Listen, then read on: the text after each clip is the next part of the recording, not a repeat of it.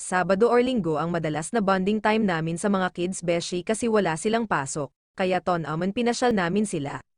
Bago palang pasyalan sa mga bata playzone kids para siyang kids una, yung bayad pala depende sa time limit mamimili ka kung ilang oras mo gustong paglaruin yung anak mo. Minsan lang silang maging bata kaya pinagbigyan na namin sila beshi makapaglaro sa mga ganitong palaruan. Marami palang pwedeng laruin dito ng mga bata, meron din silang mga pang-educational toys. Ang daming pwedeng laruin ng mga bata dito beshi, meron din cooking toys. Yan si Beshi Franco dahil paborito niya ang car toys, ayaw na niyang bitawan niyang car toy, enjoy sa pag-drive. Yan pala si Beshi Marcia, naglalaro ng trampoline. Yan din si Beshi Xander, enjoy din sa pag-drive kahit maliit na yang laruan sa kanya. Ang daming mga bata kasi sigurado naman na magugustuhan nila ang maglaro dito.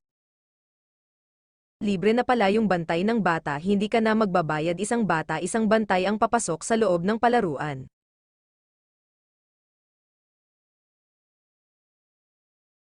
Yan si Beshi, mommy nyo na pa-video na rin.